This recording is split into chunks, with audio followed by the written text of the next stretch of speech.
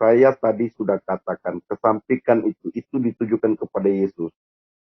Saya bertanya, apakah Tuhannya Musa di dalam Quran sama seperti ini?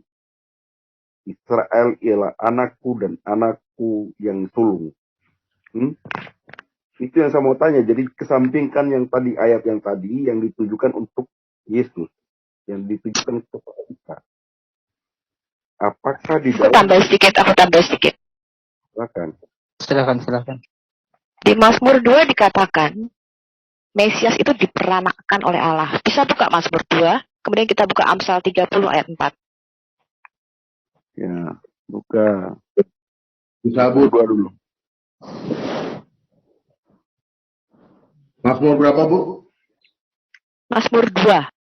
Nah, ini ayat untuk membantah Quranmu yang mengatakan Allah tidak diperanak. Mazmur 2 ini. Bagaimana Anda bisa sama dengan kitab Anda yang mengatakan Allah tidak diperanak? Mazmur 2 ini adalah nubuatan Daud tentang siapa itu Mesias. Ini yang kita sebut dengan double prophecy. Nubuatan ini berlaku ganda. Mazmur 2 ini tentang coronation of David sekaligus coronation of the King of Messiah. Ya, ini kita sebut dengan double prophecy. Boleh menjawab untuk poin ini, boleh saya menjawab? Oh belum, saya belum selesai ngomong kok menjawab. Daud menulis begini, Pak. Daud menulis begini. Aku mau menceritakan tentang ketetapan Yahweh. Dia berkata kepadaku, anakku engkau telah kuperanakkan pada hari ini.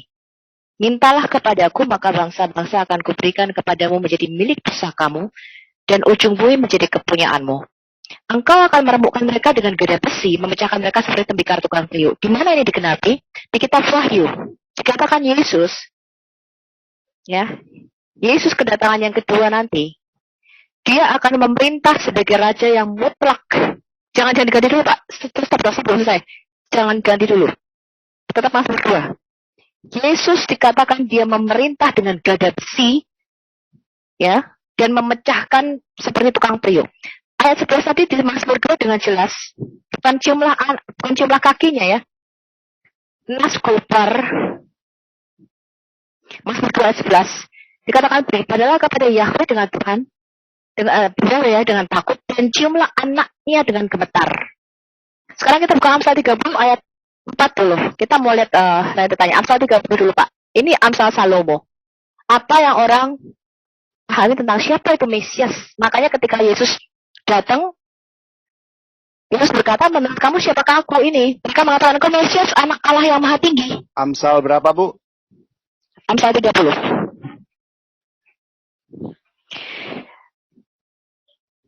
Sorry. Ini bukan Salomo ya, ini perkataan Agur bin Yakeh. Ayat 4, Pak. Amsal 30 ayat 4. Naik. Siapakah yang naik ke surga lalu turun? Siapakah yang telah mengumpulkan angin dalam genggamnya?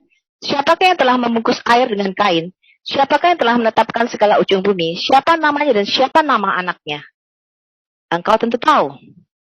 Siapa anak yang dimaksud di sini, Pak? Kita buka Mazmur 110 dulu. Ini adalah Mazmur David. Mazmurnya Daud. Demikianlah firman Yahweh kepada Tuanku. Ini artinya firman Yahweh kepada Sang Mesias. Duduklah di sebelah kananku sampai kubuat musuh-musuhmu menjadi tumpuan kakimu. Siapakah Sang Mesias ini yang adalah keturunan Daud? Ini dijabarkan secara panjang melebar dalam teologi Yahudi disebut Sang Anak. Makanya ketika Yesus datang, orang Yahudi berkata gini, imam besar. Mulai dari wanita Samaria, Marta, kalau Bapak baca kitab Injil. Kami tahu siapa engkau, anak Allah yang maha tinggi.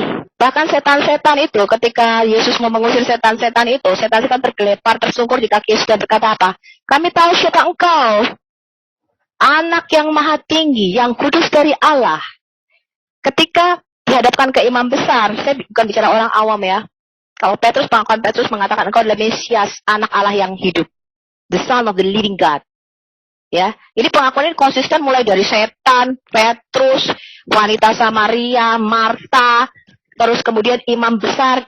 Imam besar berkata begini, ketika Yesus dihadapkan waktu dia mau disalib.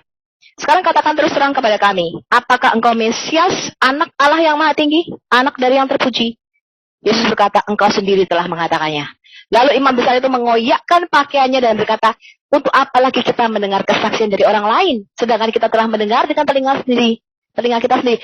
Untuk itu Yesus disalib, Pak. Yesus itu disalib karena menghujat Allah.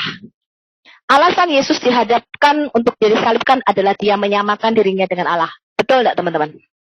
Betul. Jadi ketika Islam mengatakan Isa itu Al-Masih, Bapak itu tidak tahu apa-apa tentang arti Al-Masih. Bapak harus kembali kepada apa kata orang Yahudi tentang siapa itu Mesias. Mesias itu adalah the Son of the Living God, anak Allah yang Maha Tinggi. Makanya ketika malaikat Gabriel datang kepada Maria, dia berkata, engkau akan mengandung dari Roh Kudus, dan anak yang akan kau lahirkan akan disebut Kudus, anak Allah yang Maha Tinggi. Lah kok 700 tahun kemudian pewahyuan kepada Nabi Bapak ini bisa bertentangan dengan Nabi-Nabi sebelumnya? Yang saya mau tekankan tadi, saya nggak tahu ya, saya cuma mendengar. Kalau Bapak menyembah Tuhan yang sama dengan Musa, harusnya Bapak seperti orang Kristen, Alkitabnya dijadikan satu. Betul nggak, teman-teman? Betul. Itu. Orang Kristen menyembah Allah Musa, Allah Abraham, Ishak dan Yakub. Iya, buktinya apa? Lah kitabnya kita jadikan satu, kita pakai. Kita Taurat ada pakai. Lah Anda mengatakan Anda menyembah Tuhan yang Esa, kitabnya lu buang.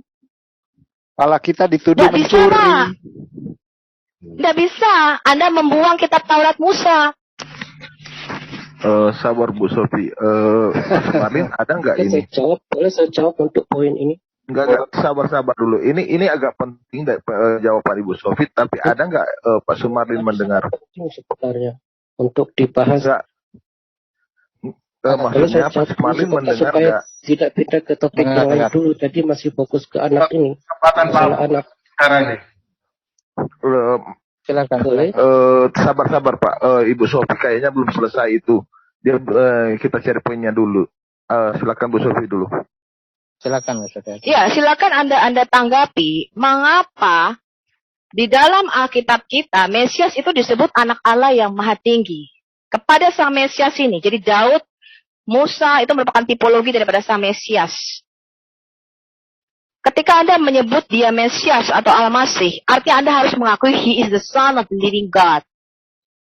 Nah, Anda menyebut dia Al-Masih, kok Anda bisa menolak the Sonship of Jesus Christ? Ini aneh, buat saya kontradiksi. Orang ngertos, Bu, masalahnya. Baik, saya jawab. Iya.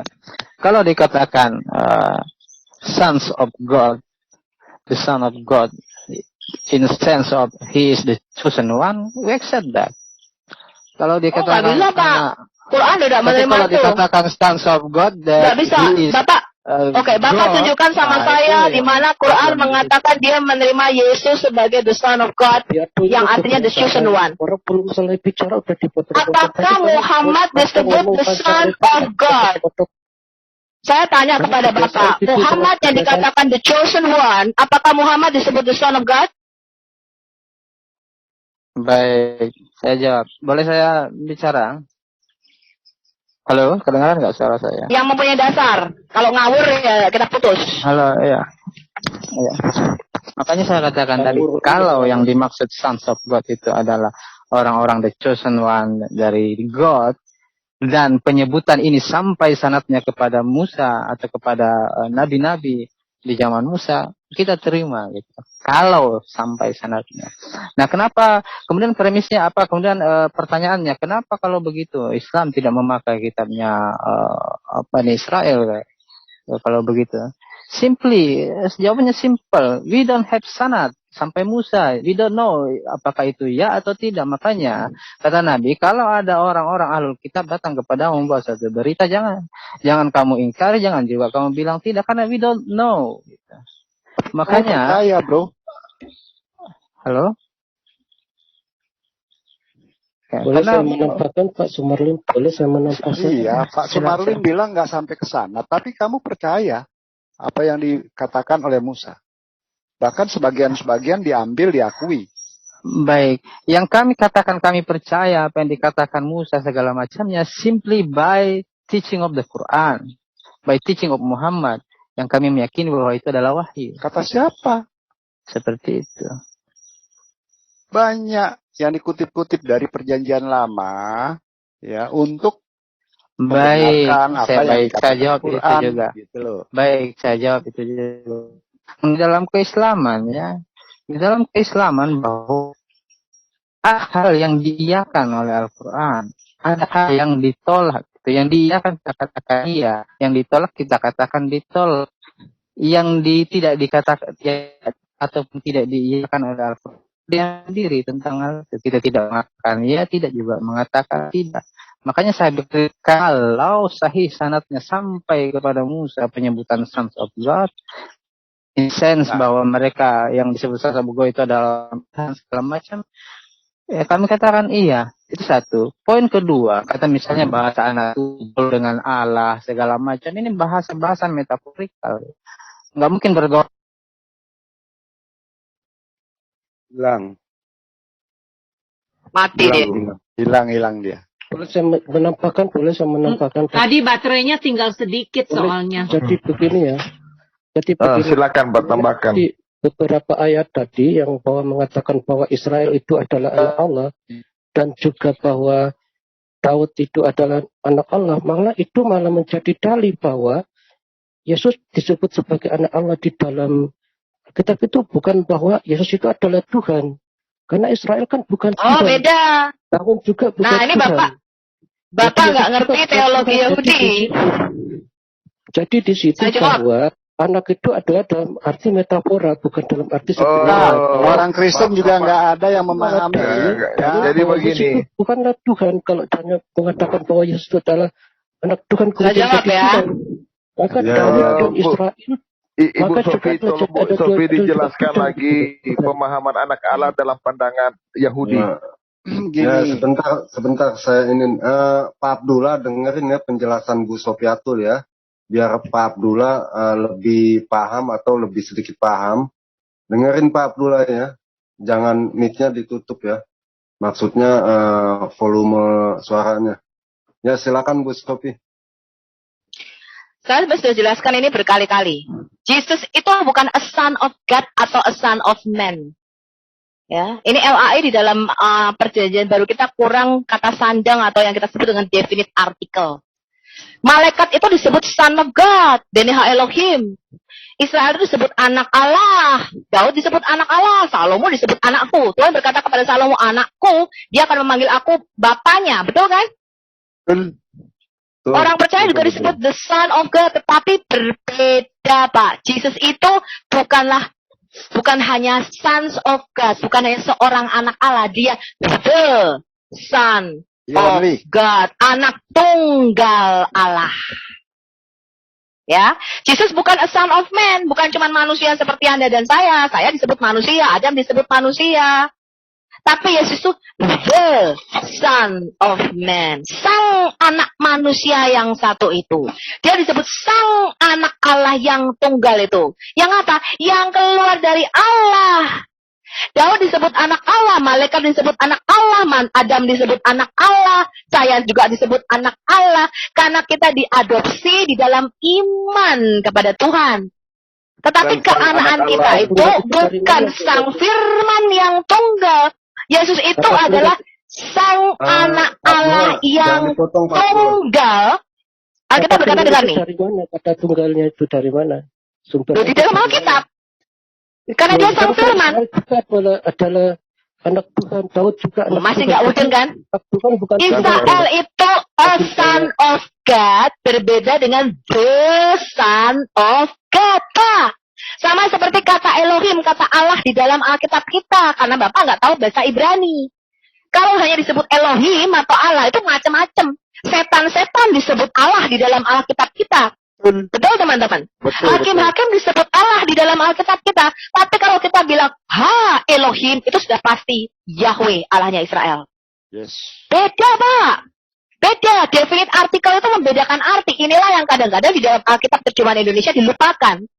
Hanya Yesus anak Allah. Bukan. Yesus bukan anak Allah. Yesus itu sang anak Allah.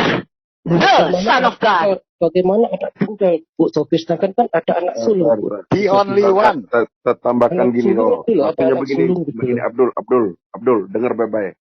Anak sulungnya itu kan siapa? Anak sulungnya Dengar, Allah itu Abdul. siapa di dalam? Pak Abdullah dengerin dulu, makanya saya Abdul, dengar bilang dulu. disimak dulu Pak Abdullah. Sabar, nanti ada tanggapan. Sabar, dengerin dulu makanya. biar Pak Abdullah bisa menyimak apa yang dijelaskan oleh Ibu Sofiatul atau teman-teman yang lain. Nanti juga ada tanggapan, sabar. Ya, Sekarang saya tanya ke Bapak ya, ketika malaikat Gabriel datang kepada Maria itu dalam Alkitab kami ya, bukan di dalam tempatmu. Kalau di tempatmu kan yang datang seorang laki-laki kemudian meniup vaginanya Maryam. Kalau di dalam Alkitab nggak ada tiup meniup vagina, Pak. Ketika malaikat Gabriel datang kepada Maria, dia berkata, engkau akan mengandung dari Roh Kudus. Dan anak yang akan kau lahirkan itu akan disebut kudus, anak Allah yang maha tinggi. Kepadanya akan diberikan tahta Daud dan dia akan memerintah kaum Israel sampai selama-lamanya. Bapak ngerti nggak artinya apa itu? Di situ tidak ada kata tunggal loh di situ. Sama sederhanakan. Saya tanyanya bukan itu. Saya tanyanya, ketika malaikat Gabriel datang kepada Maria di dalam Alkitab, Gabriel ini berkata, engkau akan mengandung dan melahirkan seorang anak laki-laki. Maria berkata, bagaimana mungkin itu terjadi sedangkan aku belum disentuh oleh laki-laki, aku belum menikah. Malaikat Gabriel berkata, engkau akan mengandung dari Roh Kudus. Roh Kudus akan turun ke atasmu. Engkau akan mengandung dari Roh Kudus. Dan anak yang akan kau lahirkan itu akan disebut anak yang kudus, anak Allah yang maha tinggi. Dan kepadanya engkau harus menamai Yesua, sebab dialah yang akan menyelamatkan umatnya dari dosa mereka. Dan kepada Yesus inilah Tuhan akan memberikan tahta Daud. Lu kok beda? Nggak beda. Saya sudah jawab, Yesus itu anak tunggal sebab dia firman Allah. Sang firman ini disebut anaknya yang tunggal. Gini biar Mengapa dia? Keberapa? Jelas. Israel itu adalah anak sulung, gitu kan? Daud juga itu anak juga. Daud anak. Yesus juga anak. Adam juga anak. Jadi anak Tuhan itu adalah arti dalam metafora, bukan arti yang sebenarnya. Jadi dalil yang tadi Sofi sampaikan itu malah Yesus itu bentar gini Pak. Semua arti anak di dalam Alkitab. Sebentar Bapak diam dulu supaya Bapak itu tidak bulat di dalam teologi Islam yang sudah di-brainwash ke dalam otak Bapak dari kecil. Semua arti sebentar sendiri gitu loh. Pak Abdullah, coba Pak Abdullah ya. Pak Abdullah udah nggak tahu, mau so tahu lagi. Soalnya tadi dikatakan di dalam teologi, sedangkan itu sebentar. Sudah enggak? Sebentar. Bapak sudah selesai belum? Tanyanya saya mau jawab. Halo, Bapak sudah selesai belum terocosnya? Saya mau jawab. Ya udah jelasin Bu. Pak Abdullah, semua arti kata anak di dalam Alkitab yang berkaitan dengan Allah itu metafora. Yesus itu sang firman yang ada di dalam diri Allah. Ketika dia keluar dari sumbernya itu disebut anak dalam bahasa manusia. Seakan-akan Allah mengandung firman-Nya dan sang firman ini keluar dari dalam diri Allah. Tetapi yang tidak metafora itu dalam Quranmu, Pak. Bagaimana mungkin dia bisa mempunyai anak sedangkan dia tidak mempunyai sahidah? Surah 6 ayat 101, surah Al-Jin ayat 3. Betul nggak teman-teman? Ketika dikatakan Israel anak sulung Allah, ketika kita mengimani Yesus sebagai sang firman yang adalah anak Allah yang tunggal, apakah kita berpikir Allah kawin punya istri kemudian melahirkan Yesus? Halo? Ya, betul Bu. Apakah kita berpikir Allah punya sahibah, pasangan perempuan kemudian melahirkan Yesus? Apakah kita berpikir Allah menikahi Maria sehingga melahirkan Yesus? Anak sekolah minggu juga nggak berpikir. Yesus anak Allah itu dalam arti dia sang firman yang ada di dalam diri Allah. Dia keluar dari Allah lah. Dia nuzul menjadi manusia. Di dalam rahim Maria dia mengambil rupa manusia. Dan dikatakan dia meninggalkan rupa kealahannya. Dia meninggalkan kesetaraannya dengan Allah. Dan dia mengambil rupa manusia menjadi sama seperti kita. Dan dalam kemanusiaannya, dia dengan tekun dan saleh, dia menjadi Adam yang sejati. Tidak pernah orang berpikir, Yesus anak tunggal Allah, kemudian Allah punya sahibah. Kayak surat 6 ayat 101 atau surat Al-Jin ayat 3. Nggak ada orang berpikir begitu. Ya, semua arti anak Allah di dalam Al-Quran itu metaforik. Termasuk malaikat disebut anak Allah. Apa Allah kawin? Hah? Sama Huris. Sama 72 bidadari. Kemudian punya anak malaikat. Tidak. Apakah Israel disebut anaknya yang sulung? Apakah Tuhan kawin sama ibunya Israel? Menghasilkan anak namanya Israel? Tidak. Yang tidak mengerti istilah anak keanakan antara hubungan kita dengan Tuhan, itu Quran. Bagaimana mungkin Quran mempunyai 3 anak perempuan? Alat, Al-Uzza, dan Wamanat. Alat, Al-Uzza, Wamanat. Terus Allah berkata, untukmu anak laki-laki dan untukku anak perempuan, sungguh itu pembagian yang tidak adil. Karena Allah Anda menginginkan seorang anak laki-laki sebenarnya, Pak. Karena anaknya perempuan semua, cewek 3-3. Itu tidak ada konsep itu di dalam Alkitab kita. Bahwa Tuhan punya anak perempuan, terus dia mengatakan untukmu anak laki-laki, untukku anak perempuan, sungguh itu pembagian yang tidak adil katanya. Tidak pernah ada Bapak temukan satu ayat di dalam Alkitab ketika kita menyebut anak Allah, bagaimana mungkin dia punya anak sedangkan dia tidak punya sahibah atau pasangan perempuan. Itu tidak ada Pak di dalam Alkitab. Bapak cari ayatnya. Anak sekolah minggu aja tahu Pak, Yesus anak Allah itu bukan Allah punya istri kawin terus punya anak Yesus. Betul apa enggak teman-teman? Betul. Lanjut, Bu. Yesus anak Allah karena dia adalah sang firman yang sehakikat dengan Allah, ada di dalam diri Allah. Dia keluar dari dalam diri Allah. Sesuatu yang keluar dari sumbernya, itu disebut anak. Anak sungai, anak kunci, anak tangga. Kenapa? Keluar dari sumbernya. Anak sungai itu keluar dari sumber utamanya. Yesus itu disebut cabang atau tunggul yang kudus. Gitu, Pak. Jadi Alkitab tidak pernah berpikiran Yesus kok secara biologis anak Allah. Lah kawin besok apa Allah dua anak Yesus? Tidak ada orang Kristen berpikiran Allah kawin punya sahibah, punya anak namanya Yesus. Yesus itu adalah Allah yang zahir di dalam surat Al-Hadid ayat 3 di dalam Quran Bapak. Allah yang kelihatan. Kolose 1 ayat 15. Yesus itu adalah the visible image of the invisible God. Yesus itu adalah Allah yang kelihatan, gambar yang kelihatan dari Allah yang nggak kelihatan. Bapa di surga itu loh nggak kelihatan. Kamu tuh hanya bisa berhubungan dengan Tuhan lewat Sang Firman. Sama seperti kamu bisa kenal Tuhan, Tuhanmu lewat apa? Quran. Lah masalahnya orang Kristen nggak percaya Firman musuh jadi kitab. Orang Kristen percaya Firman turun jadi manusia. Jadi kita harus mengenal Tuhan lewat anaknya. Kan gitu teman-teman. Ya. Iya udah begitu, gampang.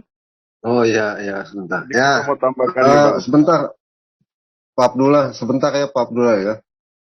Pak Arjuna mau nambahin. Nah, jadi begini, ya tadi yang dibawa premis sama Pak Abdullah ini bahwa Israel itu disebut anak, Daud juga disebut anak. Beda Pak. Bedanya di mana? Yesus itu sang anak. Bedanya di situ. Ada tulisnya, ada apa penulisan atau pengucapannya sang maha tinggi, sang anak. Itu bedanya Pak. Jadi Anda jangan menyamakan, oh ketika Israel itu disebut anak, Daud juga disebut anak, Musa disebut anak, Yesus juga disebut anak. Bukan begitu. Itu pemikiran dangkal Pak. Beda kalau Yesus itu sang anak yang maha tinggi, yang datang dari Allah itu sendiri. Itu bedanya. Itu. Apakah Israel disebut sang Israel, sang anak Israel, sang anak Daud? Tidak. Itu harus dipahami seperti itu. Kalau Anda membawa premis seperti itu salah besar gitu. Karena Israel tidak pernah disebut sang anak Israel, sang anak ini Daud. Abdullah perlu di-remove nih kayaknya. Sebentar ya, Pak Abdullah. Kalau ke sini kalau mau diskusi ya. Jangan sosokan menghina para apologet Kristen ke sini. Ya Pak Abdullah itu ada di depan lah, Pak Abdullah lah. Kalau nggak mau diskusi ya udah, silakan nggak usah resen. Jadi jangan sosokan ya, menghujat atau menghina ya. Silakan ini Pak Abdullah. Kalau mau diskusi. Jangan sosokan menghina ya. Ya, haleluya, buka mic-nya, haleluya. Ya, Pak Sumarlin, makasih ya Pak Sumarlin ya. Haleluya, kalau mau tambahin. Pak Sumarlin, thank you ya Pak Sumarlin. Sorry, teksnya baru saya baca Pak Sumarlin, thank you. Iya, saya ngerti. Selamat beristirahat Pak Sumarlin. Haleluya. Iya, halo Bang. Halo? Ya, mau itu Kak. Ya silakan, tadi kan resen. Iya, dilanjut aja lah Bang. Ini tinggal si Abdul, aku lihat kayaknya dia nggak ada ilmunya dia. Iya, dia kagak ngerti sama sekali, tapi sok ngerti ya. Bahkan sosokan Nah, itu akibat melihat Tuhannya Musa, tadi kata Bapak itu benar, dari kitabnya yang salah gitu loh. Mudah nggak? Itu dia Baik, tadi. izin menanggapi Bu Sophie. Salah Ya. kitab. Nggak bisa menyembah Tuhannya Musa, ya harus menerima kitab Taurat Musa. Itu. Ya. Ya, silakan Pak Sumarlin, buka mic-nya. Ditutup si As, jangan ini, saya sudah minta lagi dia buka. Ya buka Pak Sumarlin, baterainya tinggal 3 menit teman-teman, kasih Pak Sumarlin dulu. 3%. 3%. Ya silakan Pak Maaf Sumarlin. salah, tadi 8%, sorry. Saya kira 3, sisa 6 sekarang. Sorry. Oke, Ya, silakan. menanggapi tadi bahwa kata Sons of God itu bahwa dia sifatnya metaforikal. Kalau metaforikal kita no problem dengan hal itu gitu. Apalagi kalau memang punya sanad sampai kepada Musa bahwa itu memang demikian adanya gitu. Sehingga memang kita kaum muslimin ya, di pengajaran Islam tidak mempersalahkan Nabi itu di Madinah sana kalau berhukum untuk orang Yahudi, mana kitab Yahudi, apa bacakan hukumnya, saking menghormatinya kita gitu. Seperti itu. Jadi yang justru tadi yang Bu Sophia menanggapi Bu Sophia kaitannya dengan bahwa Quran itu begini-begini, itu yang dimaksud dalam itu bahasa-bahasa satir ya, bahasa satir ini kita dapat juga dalam Bible. Tidak mungkin roti misalnya diberikan kepada anjing gitu. Bukan berarti Yesus mengatakan bahwa ibu itu adalah anjing. Itu bahasa-bahasa satir yang sifatnya metaforikal yang untuk penegasan gitu. Nggak Jadi mungkin bukan itu firman daripada Tuhan, Pak. Tidak mungkin Tuhan yang menurunkan firman kepada para nabi sebelumnya. Dia tahu, bahkan di dalam Alkitab kita 3 kali loh terdengar suara dari langit. Inilah anakku yang kukasih, dengarkanlah dia. Dan itu saksinya banyak ditulis dalam Alkitab kita. Betul nggak teman-teman? Baik, oke. Nah, Baik. Tata sendiri mengatakan inilah anakku yang kukasih. Lah kok terus di 700 tahun kemudian dia bilang begini, bagaimana mungkin dia punya anak sedangkan dia tidak punya sahibah? Lah ini kan lucu toh, Pak? Ya enggak? Ya, Pak ya. Ya. Itu lucu, Pak. Gitu. Sedangkan ketika suara itu diperdengarkan dari langit, Rasul Petrus menulis di dalam surat Petrus, di dalam 2 Petrus, dia mengatakan, kamilah saksinya ketika terdengar suara dari surga berkata, inilah anakku yang kukasih, dengarkanlah dia. Nah, Petrus itu orang Yahudi, Rek. Rasul Paulus itu orang Yahudi, Rek. Mereka mengatakan Yesus anak Allah. Dialah Mesias, the Son of the Living God. Lukas mengatakan ketika malaikat Gabriel, dia mengumpulkan dari para saksi apa? Lukas itu ngomong langsung sama Bunda Maria, wong Bunda Maria masih hidup pada waktu itu. Lukas itu mengumpulkan kesaksian. Yang kalian bilang wartawan Lukas ini loh, mencari data dan fakta bukti. Bunda, pada waktu kamu mau melahirkan Yesus itu, apakah kamu di bawah pohon kurma? Tidak. Oh, tidak di bawah pohon kurma. Terus apa kata malaikat? Apakah malaikat meniup farjahamu? Tidak, kata Bunda Maria. Oh, malaikat tidak meniup farjahamu. Terus apa kata malaikat? Malaikat berkata begini, engkau akan mengandung dari Roh Kudus. Dan engkau akan melahirkan seorang anak laki-laki. Dalam engkau menamai dia Yesus, sebab dia akan menyelamatkan umatnya dari dosa mereka.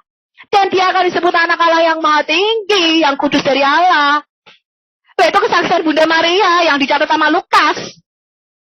Oh, enggak ditiup-tiup farjahannya, Pak. Dan tidak lahir di bawah pohon kurma. Lahirnya sesuai dengan nubuatan Mika, kata Nabi Lukas. Di mana? Migdal Eder, Bethlehem, Efrata, Yehuda. Di sana adanya pohon zaitun. Pohon kurma adanya di daerah Yeriko. Nah gitu, Rek. Lahirnya di Palungan. Di Migdal Eder. Sesuai dengan Mika 4 dan Mika 5. Nah ini kok 700 tahun kemudian Tuhan bisa berkata, bagaimana mungkin dia mempunyai anak sedangkan dia tidak punya sahibah? Terus diceritakan Maria menahan kesakitan, kemudian bersandar pada pohon kurma dan kemudian melahirkan Isa. Kemudian Isa dibawa ke kaumnya dan Maria berpuasa pada waktu itu. Kemudian Isa berkata, Meme, aku dikasih kitab Injil dan aku dijadikan nabi. Praono ku ceritane, Pak. Dari mana Anda bisa mempercayai hal itu sebagai iman? Itu loh yang saya pertanyakan. Betul ya teman-teman? Betul. Lah saya aja baca Quran geli kok, Pak. Lho koyo ngene, lho iki sebenarnya sampean iku nek baca Quran iku cuma tahu bahasa Arab itu dihafal apa kalian berpikir dan mengerti artinya? Nah, teman-teman saya tanya, ada katanya yang mengerti artinya, tapi kebanyakan orang ngerti artinya opo. Pokoknya membaca satu ayat saja mendapatkan ribuan pahala katanya. Lah kok bocor orang ngerti artinya untuk pahala? Heeh. Kok enak men? Sedangkan kekristenan dikatakan kalau kamu tidak melakukan firman Tuhan, kamu tidak akan masuk kerajaan surga. Bukan sebuah legenda atau mitos. Loh, teman-teman, ada enggak kisah Yesus diberikan kitab Injil pada waktu masih baby, baru umur berapa hari itu ada enggak? Sisa 4%. Ya, silakan 4%. Ya, silakan Bu Sofi kasih kesempatan sih Bu Pak Ya, kalau saya Sumarlin. tiba-tiba keluar berarti memang sudah Ya, Pak meninggal dunia Sumarlin HP saya. buka mic sendiri tuh co-host. Iya. Oke, terima kasih. Ya. Ya, menanggapi Bu Sofi tadi ya. Kaitannya dengan Sons of God. Ya. Bahwa Sons of God, ada Sons of God, ada the Son of God gitu. Dari keyakinan kekristenan. Nah, cuma sayangnya beliau membawakannya dari kitab-kitab perjanjian baru. Seperti makanya saya katakan tadi, penyandaran perjanjian baru ke perjanjian lama itu adalah klaim teologis Kristen kepada kitab Yahudi. Gitu. Ini klaim saya. Betul. Orang Yahudi yang menolak kemesiasan Yesus, dia tidak menerima kitab perjanjian baru. Kitab perjanjian baru itu adalah tafsiran para rasul mengenai perjanjian lama. Baik, oke. Kedua, Sons of God sifatnya metaforikal. Kemudian the Sons of God yang keluar atau esensi yang keluar dari God itu sendiri yang kemudian menjadi manusia, ini yang sama sekali tidak dipahami oleh Yahudi. Kaitannya tentang Mesias yang ditunggu itu. Justru di sini saya bertanya. Justru dipahami sama orang Yahudi. Justru yang mengajarkan kita the Sons of God, Mesias adalah the Sons of God, orang Yahudi. Benar enggak teman-teman? Betul, tapi the Sons of God dalam artian the God itu sendiri atau sebagian dari pribadinya atau sebagian dari zatnya, sebagian dari entitinya menjadi manusia, itu yang tidak dipahami demikian. Yang mereka pahami adalah manusia 100%, bukan 100% manusia, 100% Tuhan. Tidak.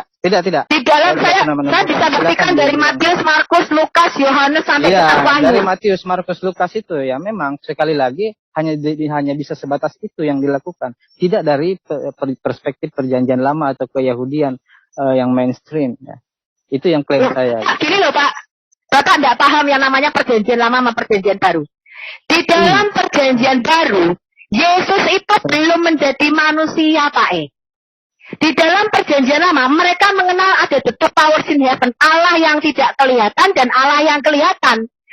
Dalam perjanjian lama, Allah yang tidak kelihatan mereka sebut Bapa, yang Allah yang selalu menampakkan diri kepada para nabi, mereka menyebutnya sebagai Jafar Yahweh, menyebutnya sebagai Jafar Elohim, atau Memra Yahweh, atau Sang Firman. Betul nggak teman-teman?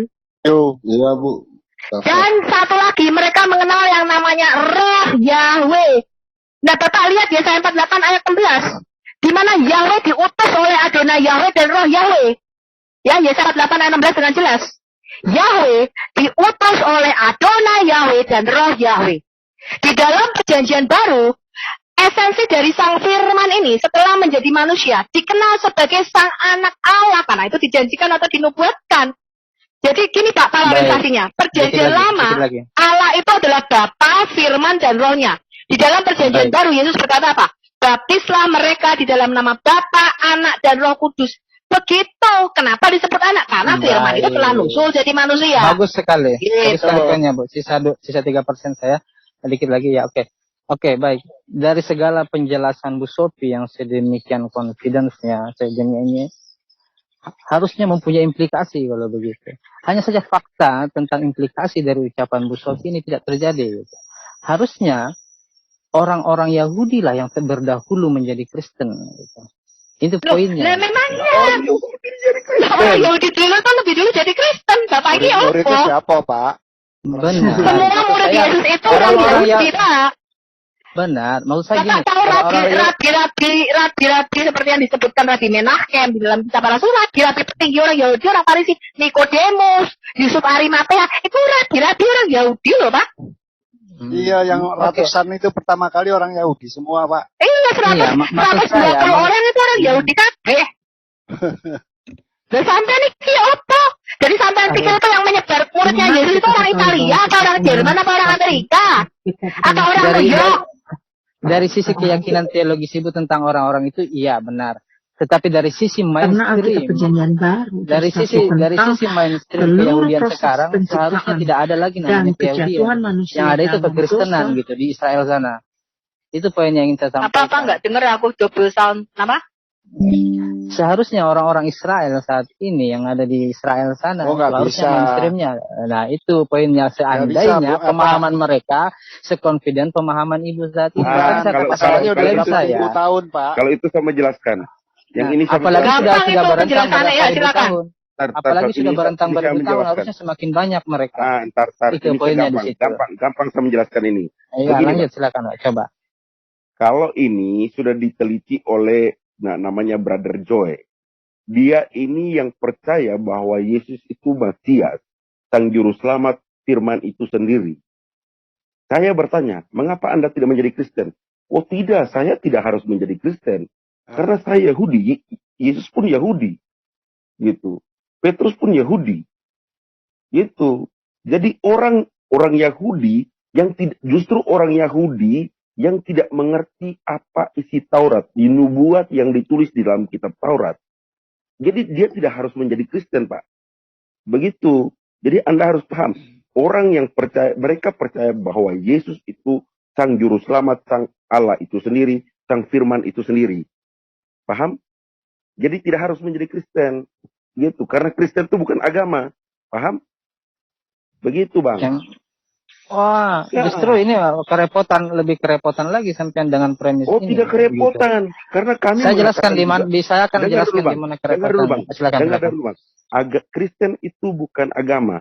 Kristen itu orang-orang yang percaya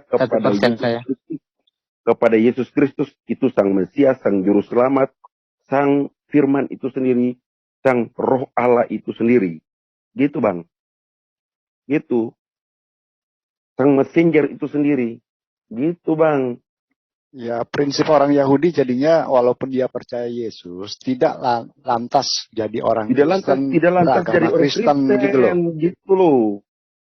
Gitu. Anda bawa premis kenapa orang Yahudi tidak percaya Yesus sebagai Tuhan. Mereka sekarang percaya, tapi tidak harus menjadi Kristen. Gitu loh, Bang. Tidak harus menjadi Kristen. Gitu yang Anda harus buka Daniel 7:13 dulu, Bro.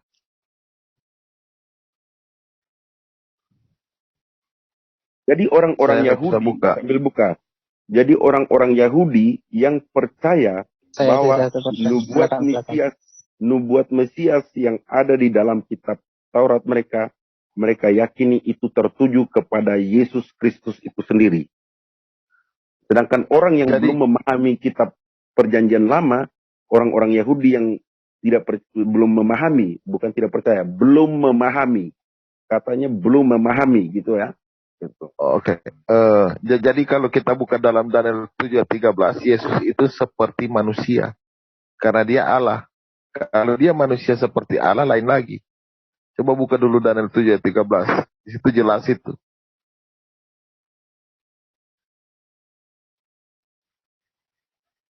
Jadi begitu, Bang, kemarin. Jadi jangan bawa premis kenapa orang Yahudi tidak menjadi Kristen, itu juga salah gitu. Enggak, yang penting sekarang apakah Pak Sumarlin udah ngerti belum tuh yang dijelaskan? Saya sangat Ya, mengerti. Yahudi nggak harus jadi Kristen. Nah, kembali lagi. Ya, Nah, baik. kembali lagi. Yahudi mereka percaya, silakan. yang percaya kepada kitab Taurat, yang percaya kepada nubuatan bahwa Yesus itu Mesias, sang juru selamat dan tidak harus menjadi Dari Kristen. kitab Kejadian 1 sampai 3. Apakah Sumarlin dan agama Sumarlin percaya Yesus itu sang juru selamat, sang Mesias, sang Firman itu sendiri, sang Roh itu sendiri, Roh Allah itu sendiri? Nggak percaya. Kan dia percaya Yesus diserupakan. Bagaimana mungkin kamu bisa menyebut Al-Masih padahal Mesias itu adalah juru selamat, Pak Sumarlin. Saya jawab, Bu. Oh iya, kamu nggak percaya. Kamu percaya Yesus diserupakan. Gitu. Apakah kamu saya menjawab? Deception. Firman Saya Tuhan boleh itu saya sendiri? menjawab. Ya, silakan Pak Sumarlin, silakan. Ya, sisa 1%. Kalau saya tiba-tiba keluar memang ini ya, memang mati ya karena 1%. Saya di sini nggak tempat mencolok. Ya, saya jawab. Ya, di dalam keyakinan keislaman dikatakan Kamu percaya Yesus sebagai juru selamat, nabi. kami percaya ya. Percaya juru selamat. Setiap nabi adalah juru selamat bagi umat. Kamu hanya percaya sebagai nabi sang juru selamat yang hanya tidak seorang pun Yahudi menyatakan hanya bahwa percaya sebagai itu aja. itu. Ya. Kamu Ini tidak percaya dia tidak- sebagai Tuhan, gitu. Tidak ada satupun ya, saya lihat, saya searching, browsing, nanya sana sini, tidak satupun kemudian yang ekstrim yang menyatakan bahwa yang ditunggu itu adalah esensi sang pencipta itu sendiri ya. Justru yang itu Oh, nggak yang satu pun duanya, Pak. Saya bisa sebutkan dari Kejadian sampai Wahyu. Ya, Hanya Pak. Pak silakan Sumarlin. nanti saya dicatkan, Ya, Bapak dengerin aja nanti di YouTube. Ya, Bapak dengerin aja di Di YouTube. live-nya lah. Pak, para nabi itu bukan juru selamat, Pak. Para nabi itu bernubuat tentang keselamatan yang akan datang. Para nabi itu menunjukkan kepada siapa itu juru selamat. Makanya Nabi Mika bernubuat, nanti loh juru selamat itu lahirnya harus di Migdal Eder, harus di Bethlehem Efrata. Nabi Zakaria bernubuat, nanti loh nabimu akan datang dengan sebagai raja damai menunggang keledai muda. Nanti loh, Musa berkata, nanti loh Mesias yang akan datang itu akan menjadi nabi seperti aku. Barang siapa tidak mendengarkan perkataannya akan mati. Betul nggak? Nabi itu tidak pernah jadi juru selamat. Nabi itu bernubuat tentang siapa itu juru selamat. Benar. Nggak ada. Dan para rasul itu bersaksi bahwa sang juru selamat itu telah datang. Efesus 2 ayat 20. Itulah iman Kristen. Dibangun di atas dasar kesaksian para nabi di perjanjian lama dan di atas kesaksian para rasul di dalam perjanjian baru tentang Yesus Kristus sebagai batu penjurunya. Para nabi bernubuat, nanti loh juru selamat itu ciri-cirinya begini-begini, harus anak Daud. Betul nggak? Aku tambahin dulu Bu Sofi bentar.